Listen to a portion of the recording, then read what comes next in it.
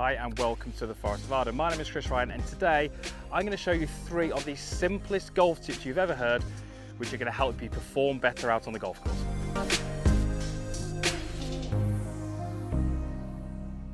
So welcome back to the Forest of Arden. This is the par 3 15th and we're going to show you in this video 3 of the simplest golf tips you can ever have, and these are more for the golf course. So who would benefit from these golf tips? Well, very often golfers like to go on the course with maybe a swing thought or a swing idea. To say to a golfer, I want you to go and not think of anything, a lot of the golfers struggle. You know, it's kind of, well, I've got to think of something. Something has got to be in my mind for me to focus. Now, let's say you're a golfer who doesn't particularly know huge amounts about your golf swing. You don't really know what you need to work on. So you're not really going to have any technical aspects of your game, but you want something to occupy your mind when you're out on the course. These 3 tips are so simple. And the good thing about this video is these will work for pretty much any golfer, because it doesn't really matter what your swing style is, it doesn't really matter what your faults are, these 3 tips will help. So we've got something that's a pre-swing tip, something that's a kind of over the ball setup tip, and something which is a golf swing tip. So we're going to go through them in that order. Now, you're not necessarily going to go and play golf and think of all these 3, but it may well be that 1 or 2 of these kind of resonate with you and you think, yeah, I can do that on the course, that's going to be something I can work on. And ultimately what we're looking for here is to give you something that you're focusing on over the ball to enable you to execute the golf shots to your highest ability. So tip number 1 would be to give yourselves 1 to 2 seconds before you walk in and hit the shot. So simple, but we don't see enough golfers do it. So let me go through and show you what I would tend to see from an elite golfer, and then show you what I would tend to see from maybe a golfer who's struggling with their game and doesn't perform on the course as well as they'd like. So an elite golfer would have their ball teed up, they'd have chosen their club, they'd have done all the kind of pre-stuff, worked out the wind, where they're going to hit it, all that kind of stuff, and then they're ready to hit the ball. So what they might do is a couple of swings, get themselves comfortable,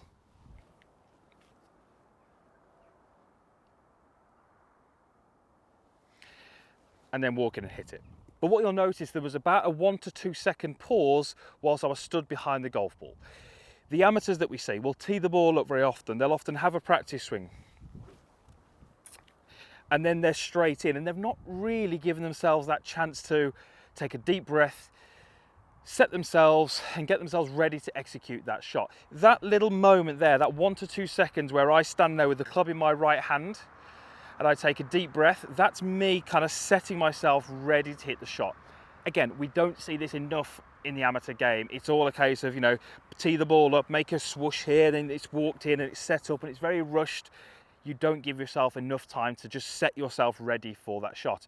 Completely different sports, I appreciate this, but let's look at something like rugby, let's look at something like football. If you see an elite footballer trying to take a free kick, trying to score a free kick, or a rugby player trying to hit a conversion, you'll see them have that moment where they're standing, deep breath, they're getting ready to execute that shot or that try. So from golf, we have to do the same thing. We have to give yourself 1 to 2 seconds before the shot to get yourself set. So simple, everybody can do that.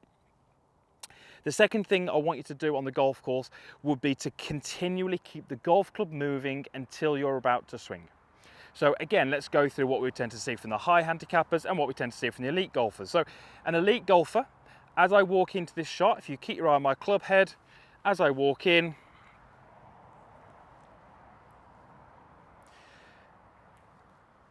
the club head is never stationary until I'm ready to swing. The high handicap golfer, they generally won't give themselves that 2 seconds at the start that we spoke about, and as they shuffle in, the club goes down and the club never moves. Not great for rhythm, not great for timing, not great for keeping your body relaxed. Not great for grip pressure, not great for forearm pressure, not great for shoulder position. So it has a lot of knock-on effects later in the golf swings if that golf club is too static behind the golf ball. Keeping the club moving is actually not that easy. It might be something you need to do in practice first, because it might be just trying to establish the best way for you to do it. You'll see all sorts of different types of waggles. You'll see your kind of Sergio waggle this way. Jason Duffner's got a very unique waggle. So everybody does it differently. You've got to try and find what works for you. But ultimately, we're trying to keep the grip pressure nice and light, and we're trying to keep the body tension free, so we get nice rhythm, we get nice tempo, and we get a good start to the golf swing. The final tip, the simple tip that you can do is when you're hitting a golf shot is just very, very simply think about your balance and where you would like to be at the end of your golf swing. Thinking about this position, trying to swing through and get to this position holding your balance is so simple, but again, it will help you with your timing, it will help you with tempo, and it's going to help you with a focus point, which isn't going to be swing related. Right, let me go ahead and hit this shot into this 15th. I've got myself an 8 iron. I don't think I can go long, so it's going to be a full 8 iron, but I'm going to go through those 3 tips. My 1 to 2 seconds there, keeping the club moving and then focusing on my balance. So I've got my club. I'm going to have my little practice swings first.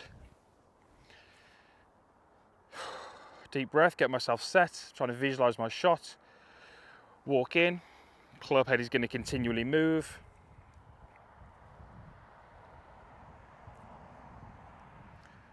And then when I'm ready, just focusing on my balance.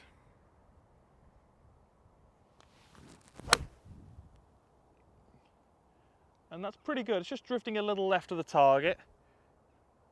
And it's actually just caught the bunker. So not a particularly good shot, but that was more of a missed club than a bad swing. It were only kind of about 10 feet left of the flag, but in that bunker. Really simple. Get yourself set, take that 1 to 2 seconds deep breath. Keep the club head moving as you set yourself up, focusing on your balance. 3 really, really simple tips, but I think they can help you with your performance out on the golf course, no matter what your golf swing is like.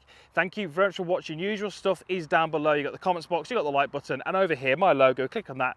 That will allow you to be a free subscriber of my channel and ensures you won't miss any of the upcoming content. Thank you very much for watching. We'll see you back here again soon.